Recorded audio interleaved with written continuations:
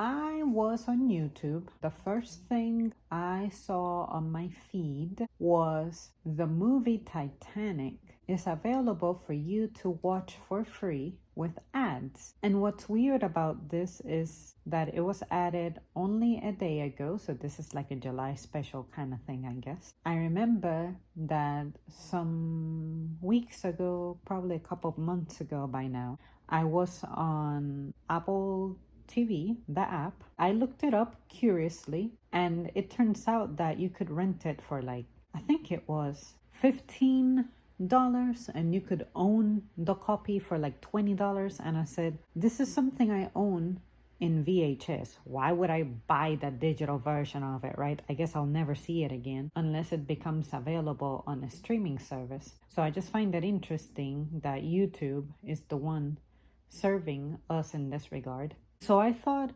whatever, I'll watch it again tonight because I haven't seen this movie in about 20 years now, from start to finish, not just clips that I have searched for on YouTube.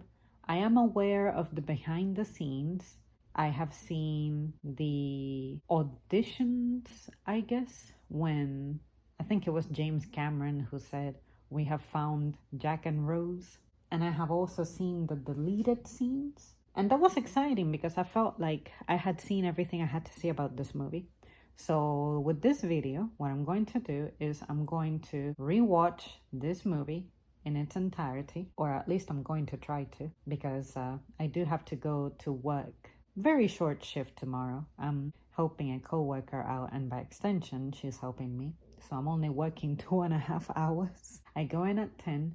It's 11:39, and this is supposed to be a 3-hour long movie. We'll see how far I can get. I'm excited because this is a movie that I have a lot of thoughts. It wouldn't surprise me if this video ends up being a 2-hour video. I hope not. That would be a nightmare to edit. My earliest memory with this movie is around the year 2001, 2002. I remember that the copy of it that I had, if I remember right, it actually came from my neighbor right across the street. I do believe we had rented this. I never saw this in theaters, but one of my cousins was absolutely obsessed with this movie. She lived with us for about 2-3 months one time. She spent a summer with us. I forget why. But I just know that she always wanted to eat mashed potatoes at any time in the day. That girl was just obsessed with that shit. This was her go-to movie. Because of Leo, of course. She felt that was her celebrity boyfriend. Personally, this movie, I always thought it was a cool thing to watch because I always felt like the special effects is what got me. Back in the day, I couldn't really identify or explain what special effects were, but now that I'm a little bit more familiar with that, I can put into words what it was about this movie that I found appealing. I also liked the recreation of the Titanic, of course, despite this movie not being exactly historically accurate. I do like that they do incorporate certain things that we can say are factual, such as where it departed from, the belief that it was unsinkable, things like that. I'm also aware of the Wreck of the Titan book that came out some years prior to this, and it is treated as something that predicted this Titanic disaster, little things like that. I just want to see what memories watching this triggers, because I definitely can say that I have seen this movie over 20 times. And I remember vividly when you had to switch out the VHS to part 2 because that's how big this movie was. My cousin said, when I asked her, why do you watch this movie so much? I mean, it's good, but why so much? It's such a marathon to watch. I never realized how long this movie truly was until I was maybe after owning it for 5 years or so. I'm like, wait, I started this movie at 7 o'clock and it's ending now past 10. What? I never really looked at time like that back in the day, but now that I'm aware, it's painful. I'm not sure what kind of commentary I'm going to offer. Again, it's been a long time. Whatever comes to mind, I'll share with you guys. If you guys like this topic or a movie and you have thoughts of your own, go ahead and share them. I'm all for it. I think that maybe the algo fit this to me because for a while I was watching maritime stuff that I was telling you guys about, such as ocean liner designs and part-time explorer, I think is the other guy's name. So yeah, naturally this was gonna be fed to me. Let's dive in, actually having access to the whole movie and not pieces of it.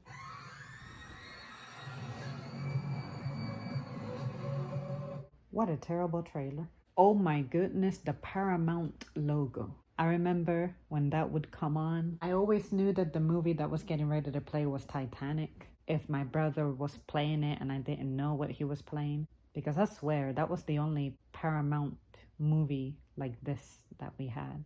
Now that is definitely a throwback.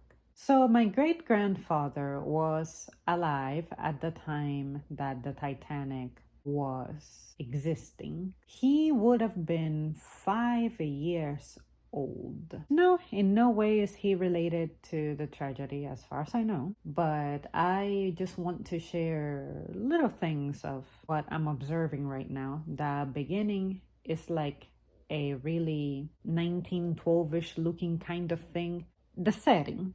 We're trying to define what the setting is. And of course, it's supposed to be Southampton in England. And there's this sepia looking footage of a crowd. The Titanic is right there. And I remember that I always thought, is this really what it would have been like in real life? Then I remember vividly my mom telling me, nah, this is recreation. You won't find any real footage of this. At the time, we didn't really have the internet like that to be able to access this kind of info. But I just remember that something about seeing this sepia footage always hit different for me. Because I looked at it as, okay, this is based on a real ship. So then I asked my mom about it.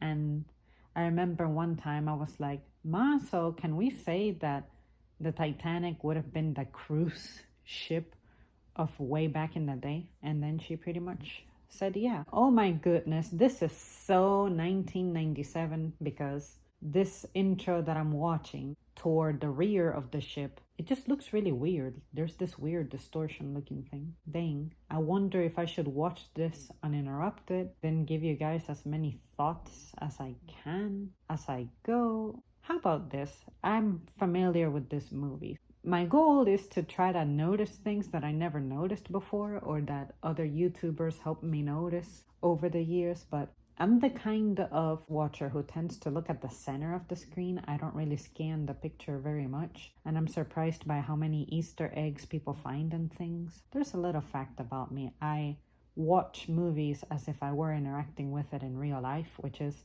if someone is speaking, I'm listening intently, I'm looking at you in the eyes. In movies, I do the same thing. I tend to fixate on people's faces.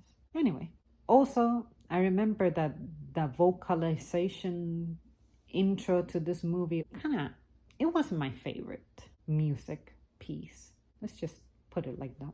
Man, I'm trying to imagine how this would have hit people in the theater. If this movie came out in 1997, that means this is a Gen Z movie. Damn. Can you imagine being an extra in this movie? Yeah, wave at the crowd. Where are those people now? Those people, some of them look like they're in their 20s, so that means that they must be in their 50s by now.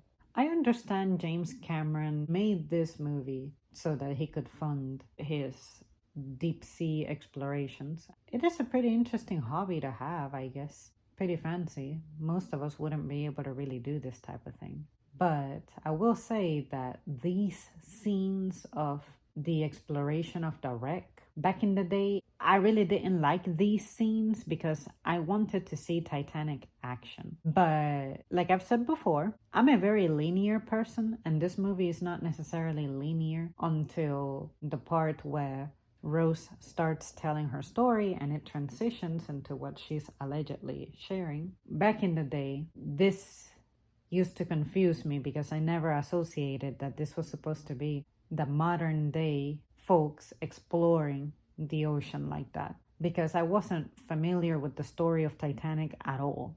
In fact, me being aware of the Titanic at all happened because of this movie. Because of that, when you show me this movie and you tell me, okay, this is based on real events, I'm not thinking about the fact that this is 1912, therefore, in 1912, we didn't have these fancy submersibles exploring this type of thing. See what I mean? So it took me a while for me to truly grasp what was happening. Two things that I'm excited about rewatching this after all this time. My attention span, which is I'm focusing on the actual substance of the story, whereas back in the day when I used to watch movies when I was younger, I just wasn't. I was more about the visuals, the impressions, those things left in me, as opposed to keeping up with the narrative. And now that I'm older, I must say that to me, that story has more impact now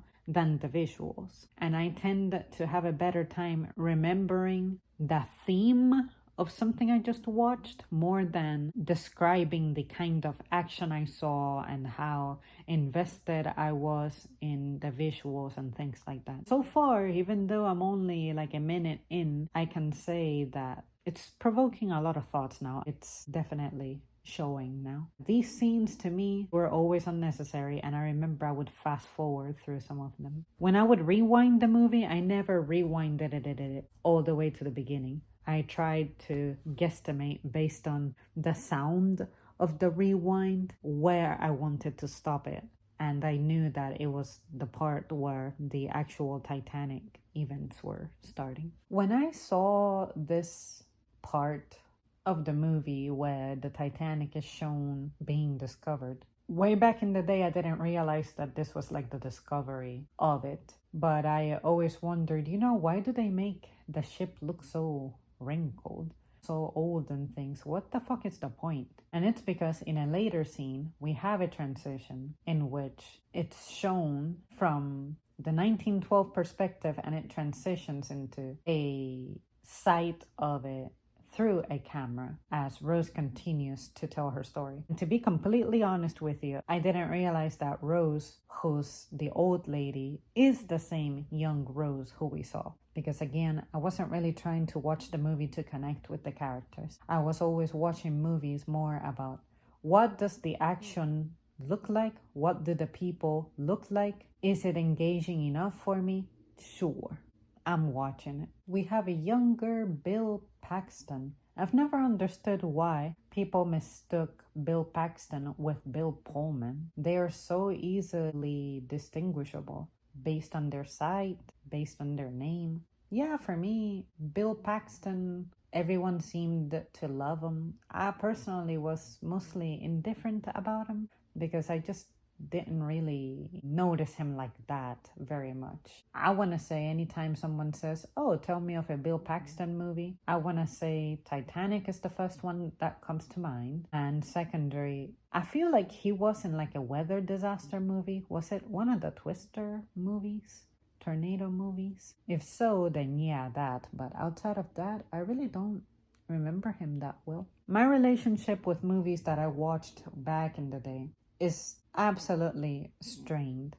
And the good thing about it being so long since I've seen them is that I have mostly forgotten them. There were some movies I have rewatched and I deadass do not remember them very well because maybe I only watched them once or twice. This movie though, I'm pretty sure I'm not going to have that problem because again, I watched this so many times that nothing is going to seem unfamiliar to me. And it also helps that on YouTube I have been able to look up clips to remind myself of some scenes. I'm excited about having the full uninterrupted version now. And I never even realized that Bill Paxton right here is doing some form of vlogging. And I was always confused why he's trying to have a camera when he can't really collect the shots. But yeah, he's just trying to record this historical event. I used to be one of those people who always wished that the Titanic was just resurfaced somehow and we could see it and preserve it out of the ocean, something like that. But then as I matured, of course, I look at it as this is a graveyard and there's sincerely nothing really useful down there that I can think of would warrant retrieval. I think everything that we needed to really know about it, we know, and the rest, unfortunately, is going to have to be lost to time. But I think that we only feel that way because of the fame, or rather infamy, that this ship somehow garnered. But I'm just not sure that we are ever justified to really try to just bring it to the surface. What are we hoping to find? What do we need to find? What about the survivors and their stories didn't suffice? But I think a good thing about this is because it has gotten so much attention, I think it's helpful to feed off that obsession by learning about the real consequences of how this type of thing decays in the ocean, what it does to the ecosystem, maybe the effects of this in the ocean. Does it provide a special kind of nutrient? Does it contaminate things really bad? Does it upset the environment? Does it attract certain creatures? At what rate do the iron eating microorganisms chew through this? I can understand that, but I also think you mean to tell me that there's never been other shipwrecks in the world that we can study similar to this one that don't require so much funding? But yeah, that's my opinion when it comes to that. I don't know how you guys might feel about this, but nobody could ever persuade me to go down and explore a shipwreck, A, that deep in the ocean, and B, in a submersible. It looks like something that would be way too tight. I just do not trust the ocean like that, or I guess I don't trust myself in the ocean. This would absolutely terrify me so much that I don't think I would enjoy the experience. And then look at the little ass tiny windows that allow me to see out. I just feel like, as a kinesthetic learner, this is a handicap way of me going on an excursion. I like to smell, see, feel, touch, and sure, I can see things with this, but it's so artificial because we require the illumination that the submersible provides. Whereas I wish to be able to control my environment a little bit more by deciding, okay, I'm gonna go visit this thing in the daytime when it's sunny, as opposed to on a rainy day or nighttime. Anytime I decide to go on an excursion for any reason, I am very mindful of those little details. If my way to explore something is I have to be on some kind of vessel, I just can't. And that's why you are probably never gonna catch me out in space. And don't get me wrong, you know I love science, but I don't love it this much. Now that I actually have an understanding and sense of the terrain, I guess you could say, is it really that easy to operate and maneuver a baby robotic freaking remote control explorer thingy that they got here? I mean, I see that it has the propeller and stuff, and if this is in the movie, I'm assuming this is how they did it in real life, but is it really that smooth of a steer with that little thing? I mean, you got the possible ocean currents, the water temperature, the way that you're trying to maneuver this thing with all those tons upon tons of water weight acting upon you. How do you even train to pilot this thing this well? Mind you, it also has a cable attached to it, and you're just able to operate this so seamlessly and effortlessly from how the movie displays it. Is that really how it goes in real life? That I'm not sure, and I'm not even sure how I would look it up. Maybe I should look up how they research the Titanic, the technology behind it. But I just find that odd now that they show this so nonchalantly. Like, sure, we're gonna explore this. It just doesn't sound practical. In 2024, to me, this would be a little bit more believable. But the Titanic being discovered in the 80s, was this really 80s technology? Or I'm guessing this movie takes place actually in 1997, this bit of it. I'm not sure that I believe this is tech that we had in the 90s, but it's 90s closer to the 2000s. And on top of that, I gotta remember that I've always been impressed by how the SR-70 Blackbird has existed since the late 60s. Who's to say that this wasn't doable? See what I mean? But I'm just saying, how do you even begin to train to pilot this thing?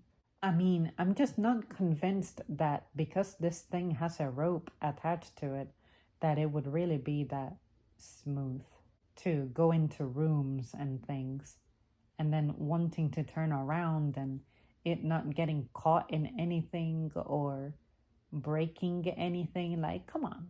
I just don't believe it was this smooth. No matter how much those tiny propellers can give you a hover mode like helicopters, I'm not sure. The ocean, I think, is more difficult to be in piloting anything than the air, but I could be wrong. I guess that baby doll always kind of freaked me out because for some reason I wanted to believe really bad that that baby doll head was actually a baby human remain. And I'm like, yeah, sure, this thing, organic matter, is really gonna last that long down there, right? The more I look at this, I'm thinking the Titanic's wreck is a graveyard. Leave it alone. That's the right thing to do.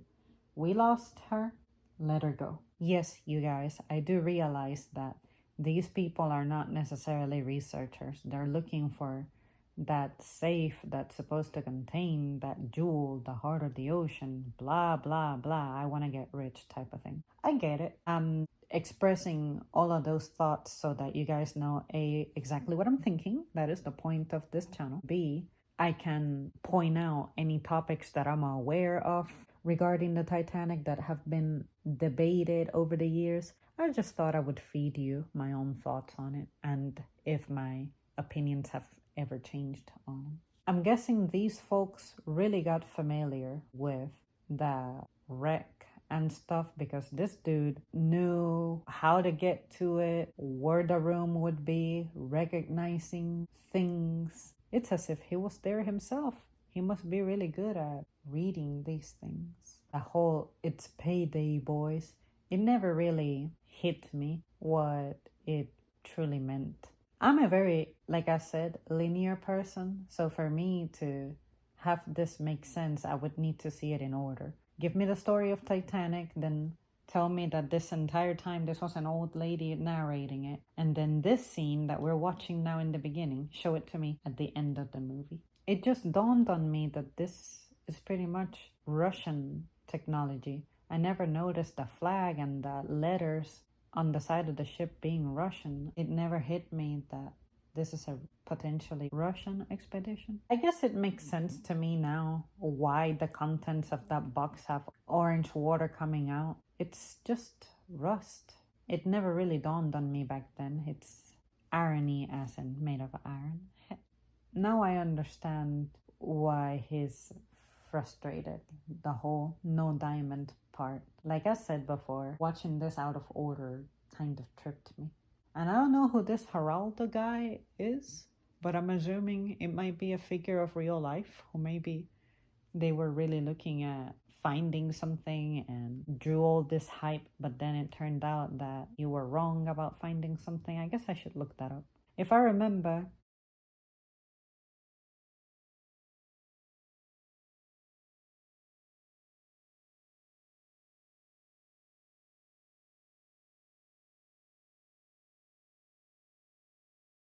after or during editing, I'll look it up. I heard that the scene where Jack is drawing Rose, that's actually James Cameron who drew that. He actually did this art. First of all, it makes sense that she says turn that up because she's old, can't hear as well. On top of that, I like that now I can pay attention to what Bill Paxton's character is actually saying and what he's being asked about the grave robbing and stuff like that. I never really picked up on that before, so it's cool that I'm actually listening intently to what that dialogue in the background is. This pretty much means that the whole world has seen what young Rose looked like. A, naked. B, underage. C, the way that she makes history in this sense. Just living a normal, average life, but suddenly, whoops, this happens. And of course, what are the odds that of all people to be still alive, Rose would be one of them, and her piece of art is found. This is one of those things that I didn't immediately pick up on my first time watching it either. I'm like, oh, okay, Rose got flown out here and is being questioned and things because she shares that that's her. For some reason, it just didn't hit me back in the day. The Russian babe Anastasia, I actually believe to understand that reference. It's gotta be about how, and it's crazy that I was discussing this with one of you guys some days ago. I randomly mentioned the last Russian Tsar who got murdered, and they were like royal people, of course, and their entire family was taken out, and he's Nicholas II, and he's totally related to the British royals, because I'm imagining that royals, they're all pretty much related like that. Anastasia was believed to be one survivor for the longest time, but of course we all know that wasn't true now. I guess there were so many cases of people claiming to be her that became scandalous because, of course, you can make a profit out of that. Now I understand why this guy is tripping, the guy with the smiley face shirt, talking about why Rose is a liar and things, and his flawed conjectures being about how we are shown in her recount that she simply said the wrong name because she didn't want to be associated with Hockley. But of course, it wouldn't occur to you that's something she did. You don't have a reason to believe that because you don't know the lady like that. It's pretty cool that she came back to a ship one last time to tell the story of a ship she was in, and this is the ship she's gonna die in. I never really knew that Louis XVI was a royal real life character, I guess you could say, and that he was explaining where that little jewel came from. It's one of those details that because I don't give a damn about things like that, then I miss it. I really don't think about objects with intense value like that unless they are my personal items and objects. You could give me Princess Diana's Spencer tiara. I wouldn't give a damn. I really wouldn't be very curious about it. It's not mine. Now, if you were to show me something really basic like, oh, this was your great grandmother's hairbrush, you better believe I'm going to examine it intently. Just to give you an idea, that is how I miss details like this.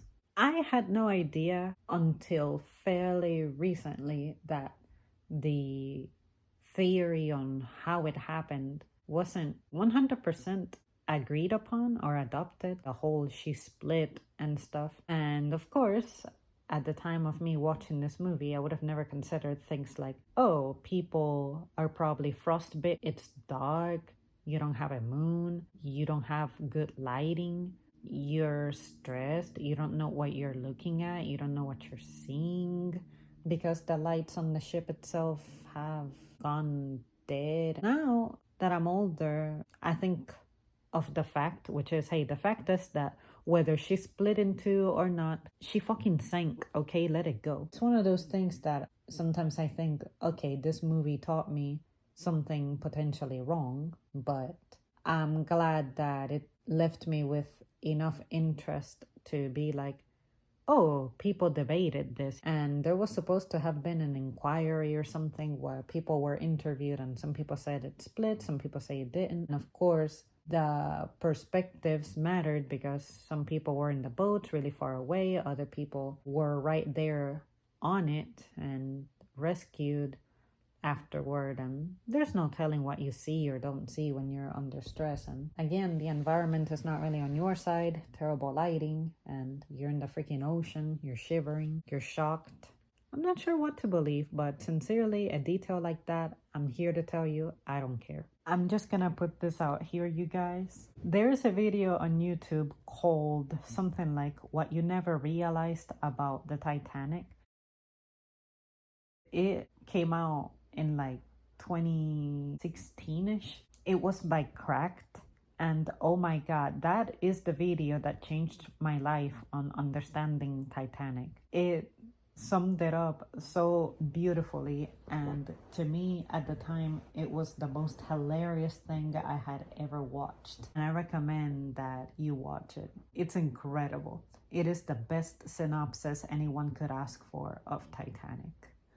This scene right here is pretty much the primary scene of that video, and it made me actually appreciate this part of the movie a whole lot more, because 20 years ago I definitely wanted to fast forward through it. And it's funny that they made that parody, and that parody, now as I watch this, I'm anticipating those scenes are gonna come up, but they won't. But thanks to the parody, I'm able to survive the scene better, those details. We have transitioned into 1912, and one of the thoughts I'm having is, despite the pollution going on in this little region, the world was so different back then. You ain't gonna find anyone on their little phones, no computers. Everyone's attention span was just different. I remember what the ocean air smelled as a kid, what that air in my lungs felt like. But can you imagine even 100 years ago how much more different it would still be, considering that pollution? Sure, it was happening here, but I guess we hadn't accrued an extra 100 years of that pollution, and now we are experiencing 100 years of this kind of pollution happening. It's already on the record. So what was it like 100 years ago, before all the cumulative pollution that we have generated settled in? What were these people breathing? Can you imagine the dress code for all the extras here? Make sure that nobody is caught on a t-shirt anywhere here. Kate Winslet was amazing casting, but I think it's interesting that she's an English woman playing an American. Of course, 20 years ago, my dumbass thought that she was an English character. Cal wouldn't have been able to handle me, because you guys know how I'm hard to impress. Yeah, I would probably have had a Rose reaction, but maybe not quite like that, because I haven't experienced many liners before. But I'm guessing, I'm speaking as someone in 2024 who has seen big machinery on the regular, but for 1912 folks, I can see how this would have been shocking. So good acting right there. You better believe that the parody made a great use of the whole, this is a ship taking me back to America in chains. And I'm not gonna spoil it. You guys just have to see that. It's really sad how Jack says, I'm sorry, you're not gonna see your mom again for a long time, because they're going to America. And you know, a long time is never again. I mean, I get it. We can use context clues, but I really wish I knew exactly what the Swedish guy was saying. I know nothing about 1912 Sweden, but what I know about 2024 America is that I would probably want to be in 2024 Sweden. I'm just saying. And I really guess this is a good inspiration to look at what was happening in 1912 Europe, because sure, this is before the Great Depression, but what was exactly being sold to where people were really trying to immigrate to America to make money? I'm not sure I really understand what was happening there historically. I know that Europe had its moments of rough times, but I'm not sure I really know what was happening in the background here, to where people were hoping to start a new life in a different continent altogether. I heard something about how in real life those scenes in Southampton were actually flipped, because the way that the set was built, it was facing the opposite side. and then on the computer they flipped it to where it matches the position of the docks, something like that. I'm also trying to imagine if people in third class really were allowed to be on the deck of the ship during departure. Like, how did you ensure that you swept all these people back down to like E deck? You know what I mean? This is 1912 people. I mean, they comported themselves better? Question mark. I can't imagine being on this ship for what, some days, and them taking the time to put art out. But I guess this was important for her. Like, I would want to put out as few things as possible. Not even at hotels do I take out all of my belongings. I like to keep them in the bags at all times. Another thing that's worth seeing, if you guys are not familiar with this, is Cinema Sins and How It Should Have Ended. Those are funny channels as well. They have a Titanic episode from ages ago. I remember that CinemaSins said, the people in 1912 had no idea how famous Picasso would be. So I'm happy that because of that video, I understand this reference. And of course, eventually I got to learn who Picasso really was. Because I studied some of this in school, I understand now Molly's character a little better. So it appears that she's picked up from, is it France? I think that was where Titanic made a stop. Therefore, she got on board. But when I watched this for the first time, I just assumed that she had been in the ship the whole time and that she was just still accommodating, finding her place and whatnot. Lovejoy, I guess, had really been with the family since forever because, I mean, he can really instruct where things are going. Or he's just used to traveling with these people so much. But the thing about Molly is I always thought she was my favorite character in the movie because anytime she was on the screen, I felt at ease. Probably because of the Jack scene where she helps him get ready for the dinner. She, to me, feels like the most relatable character, and she reminds me of one of my aunts. It definitely matches. It always gave me a warm feeling. Captain Smith was hella good casting. And this actor actually died back in May. It was on my brother's birthday, I think, too. May the 5th. I'm totally not gonna forget that. 21 knots.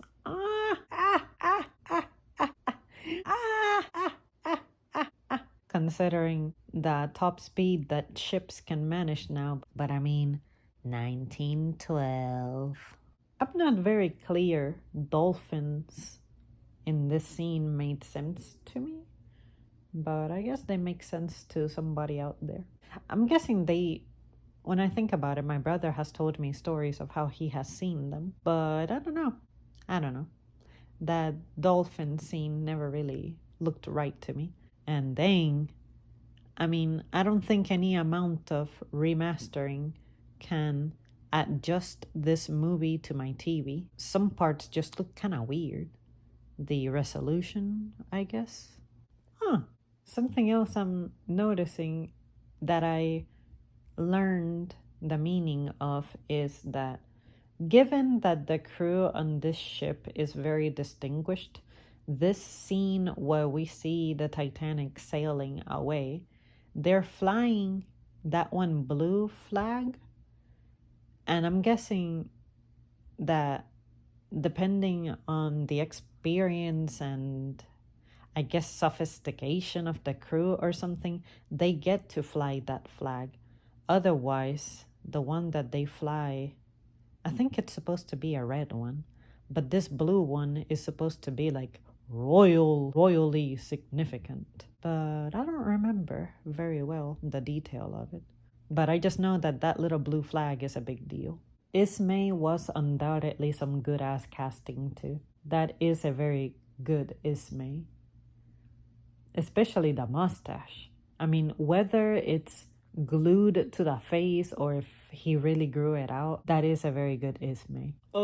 Rare lamb. Now I understand that the little mint sauce actually surprisingly works well with lamb. My brother's the one who introduced me to that actually. But the whole Cal asking her if she likes that is funny to me because, yes, it is possible to be in a relationship with someone that dead ass never really pays attention to you and they can never guess your details right. And I'm like, dude, by now you ought to know what the lady's into. We all know this is not a normal relationship at all. But yeah, that bothers me. I'm the kind of person who I ask you something, I ask you to remember it for the rest of my life. Or I observe you to remember things. And if I'm not retaining info about you anymore, that is the sign, the biggest hint that I can give you that I'm done or not interested. I don't have room in my brain for clutter. Way back in the day, it didn't dawn on me what the meaning of the ship being Irish versus English was. Now I totally get it. I always thought it was English, but I guess it was designed by English people, but actually materialized in Ireland. I like what Rose is describing about mindless chatter and this, that, and the other, because you guys know how I be criticizing how I cannot just belong to any circle. I like for anywhere I'm at to actually have meaning. Well, this is like the royal version of that. Even though this is fiction, I have no doubt in my mind that this is what royalty life might be like. It's all just superficial presentations. It's pretty much being completely in like a catwalk kind of thing. Look at what I have, look at where I live, look at what I dress, look at what I own. And it feels like you're constantly flexing and proving your place in that society. I'm not interested in that. It's not impressive to me in any sense. Some people might say that maybe it's because I wasn't born into it. I could never understand it.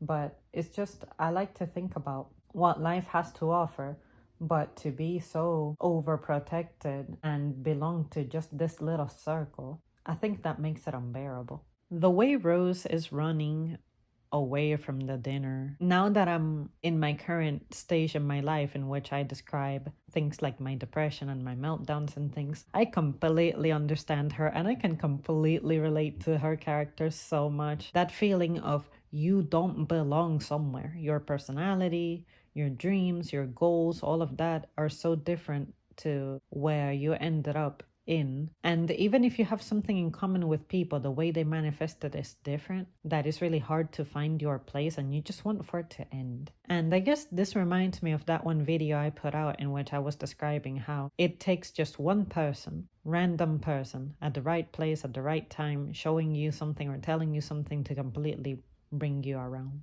I'm not particularly wild about commenting on people's appearances, but I just want to say that to me, Kate Winslet really rocks the red hair. And when I see her as a blonde, it doesn't really match in my brain. And I think this movie is what introduced me to her.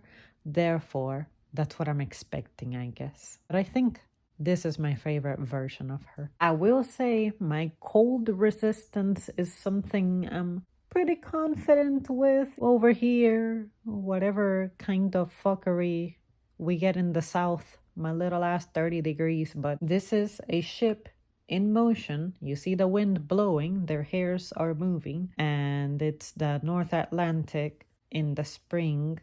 And everybody has a coat, and Rose is not wearing anything, and she's not shivering. Yeah, I do wish I had that level of cold resistance. I want Nordic, Scandinavian level kind of cold resistant. I don't need anything crazy like Siberia level, but Scandi level would be great. Rose slipping is exactly why you want to maintain your attire as simple as possible. Perhaps to remind you of my feelings for you, give me a big ass diamond. That is an example of a guy who has nothing else going for him. Red flag. If I had a red flag, I would be waving it. I really like the vocabulary in this script. Very nicely written. And very nicely projected too. This is the kind of world that I prepared for. It's like, oh, this is how people behave. This is how they speak. these are the words that they use. I miss that shit. People really like to normalize saying that's not how people talk out here. But I really think this is the way people should speak. And of course, this is a movie, and these actors were older than the characters they're portraying. At some point, this is how teenagers actually used to speak. But I can say that I didn't experience in my adolescence directly from my classmates conversations like this unless I was hanging out with people who were taking their education very seriously. Say, people who were taking the AP and honors classes, and even then, some of them could be pretty informal. But that's what I was preparing for. I thought this was going to be my adult life, but nah. Something I'm enjoying about Jack and Rose is that despite them having fictional scripts, I have experienced what's being shown here on screen. That whole you meet somebody that you are compatible with and you can just talk and talk and talk and they make everything sound interesting. That is my favorite kind of connection. That is my favorite way to meet people and bond with them. I must say, I don't experience that with everybody or just about anybody. And that's why I'm very selective about who I decide to become associated with for real. I don't have the energy for this, but when I do sniff out the right person, it just comes out and I have the time of my life. And I just don't want that time to keep going. I want it to stop because it's such a great time. It's that type of thing where the person just gives you energy and you just feel it. That's something that I think is very nicely portrayed here. Two very different people but drawn, and it just works. And I can relate with Rose's character from how she feels lonely and unheard, but then she finds someone who she can talk to. That is when I feel my best. Like, sure, in my life, I really don't have people to talk to. I don't feel with me physically present, but it's nice that when I do find that person, it brings me life and energy. It's like I was falling into some abyss, but all it takes is this person with the right spark and boop, saves you. And that's why I like to describe it, religiously speaking, as an agent from God. Something that really stands out to me in scenes like this is, of course, given the society here, everybody has similar eyes, like the same color. I really love the background music during this dinner initiation seating scene. I want to say that's the song without words, and that is the song that I like to hum when I'm cleaning, that I was telling you guys about. The Walt September song that plays at the end of dinner is also one of my favorites. I remember watching a behind the scenes filming thing, and for the scene where Jack and Rose are holding hands spinning on the dance floor of third class, I saw the way that they shot that. Like, the camera guy was actually walking behind them in circles doing all that. It never dawned on me to try to imagine how they shot that. A deleted scene I wish we had is that Trudy servant lady, I guess, who's trying to get her corset tied up and shit. There's a scene in which Rose is trying to undo it and she's calling for her, like, Trudy, like all frustrated and things. I understand that frustration because I, as someone who doesn't dress up nice and shit, anytime I had to wear something that I wasn't used to and I felt trapped in it, that kind of frustration and gasping, that is exactly how I would react. So seeing Rose act it out, I thought, man, this would have been one of the most meaningful scenes in the movie for me. 20 years ago, it really didn't make sense to me, this scene of Rose and her mom, but they're pretty much revealing that, sure, they're from upper society, but the reason she has to get married is so that they can save their finances, because I guess Rose's dad had a good name, sure, but somehow they ran out of money.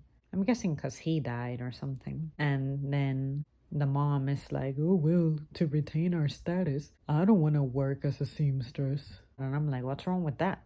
And our stuff being sold at auction. What's wrong with that? Shit. Know how many times people lose things to storms and fires and shit? In love with stuff. I don't get it. For some people, that's important. I am just now hearing that Rosa's mom hates the color lavender. I'm like, girl, bye. Lavender and lilac are great colors. I like pale purple better than deep purple or dark purple. Shut up. This instrumental on the bow, the sunset, when Rose is flying. I like that version of the song. Now, those vocalizations are pretty cool. That transition from the bow kissing scene to the whole going back to old Rose telling the story, I never pieced that together either on my first few watch throughs of this, but now it makes sense. The whole drawing Rose scene, I hear that Rose flashed Leo to help with like breaking the ice or something, and then that him saying over there, the bed, the couch, he actually messed that line up, but they liked it so much that they decided to leave it. And it makes sense, you know, him tripping like that, because he's clearly really shocked with Rose. The scene with Kate Winslet naked always bothered me / distracted me a little bit, because I just couldn't really tolerate nudity back in the day. There is no way I could ever do a scene like that. I don't feel comfortable. Now that I look at it closely, it is very obvious that the hand drawing Rose is an old man hand. I think his right thumb looks like maybe the bed of the nail is damaged or something, like it ruptured a blood vessel, because it looks pretty dark. And that's not something that young people have unless you legit hurt yourself. Yeah, it's one of those things that if they ever were to ask something like that of me at any job, I couldn't do it. The most you're gonna get out of me is shorts that go down to the knee, preferably over the knee, which would make them pretty much capri pants. Tops, you guys see my upper body for the most part. Everything that you have seen, that's as much as I'm willing to reveal. I don't care how much you offer to pay me. I ain't doing it. It's cool that Rose says, so serious, because when I'm at work, before I made the mask my default, thank you, COVID, I would always get told that I have a serious face. Like, what's wrong with your face? Why are you so serious? Da da da da da. I'm like, I'm sorry that I take my concentration very seriously, and that when I'm uber concentrated, my face gets serious. That's why I can't be an actress. I would concentrate too much on things like my lines and trying to remember that, and it's going to cost me my facial expressions. I really like whatever that flowy dress Rose is wearing. I would totally wear it. Also, my favorite part is they came out of the coal section, and you mean to tell me that you didn't catch any flakes of that? No smudges? Nothing? Fucking coal? Ashes? Right, I got carried away and I forgot to tell you guys that one stupid joke that my cousin said back in the day was that the reason she watched this movie a lot was because, well, what if tonight it turns and they dodge it? Like, say, what if tonight they move faster when the lookouts are trying to dial the bridge? The Titanic misses it. So stupid, but creative. Back in the year 2009, 2010, I saw this very, very short video. It's called Titanic in 5 seconds, I think, or 10 seconds. You guys should look it up. I hope it's still around. But that was absolutely hilarious, and it has to do with Ismay's line where he goes, "But the ship can't sink." The "I believe you'll get your headlines, Ismay." It is at this exact moment, an hour, 47 minutes, 56 seconds, that you had to swap out from VHS tape 1 to VHS tape 2. It's 3 a.m. I got an hour to go. And oh my god, that scene where Jack is found by Rose and he's like, "I'll just wait here." No shit, bruh. No shit. There is no reason why the Rose axe, handcuffs, chopping scene should have worked out at all, logically. But movies got a movie. I always loved when Jack got genuinely mad and furious and he started cussing at that gatekeeper guy. And I always said he went completely full of rabies, operating in feral mode. What I love the most about the whole Cal being jealous of Jack part is that no amount of money will buy you out of feeling jealousy or insecurities. Reminds me of rich people these days who be changing their entire appearances and they're still unhappy, like I was saying the other day. No, when I watched this for the first time, of course, I didn't really know the story of Murdoch or anything like that, but there don't seem to be any recounts of him actually unaliving himself. So it's kind of strange that the director decided to go with that creative liberty. But I kind of get it, but kind of don't. Like, from an honorable perspective, you're a disgrace now for your behavior, but I don't know. If that was my family member and I knew that that's not what he did, and I realized the reach this movie has, and some people legit look at this as factual, I would be bothered, I must say. You're smearing one of my relatives, and that's not right. And the reason I say that is because, unfortunately, that's all people are going to remember. They're not going to remember the career he had. They're not going to remember how great, I don't know, a dad, provider, husband, or something, any other achievement. All people are ever going to talk about is how he ended. I don't think that's right. Of course, we all remember the propeller guy. It was through a summary of a video someone made about the movie that I understood this ending scene where Rose legit died, and then the pictures being shown are of her doing the things that she said she would do with Jack after they got off the boat or something. But of course, since he didn't make it, she lived life and fulfilled her promises, I guess. And now I understand why she made it a big deal to travel with her pictures. The flying machines being planes, riding horses like a man, and dying in a warm bed, old. So if in the end she goes back to Titanic, heaven or hell, whatever that is, how come she gets to come back young?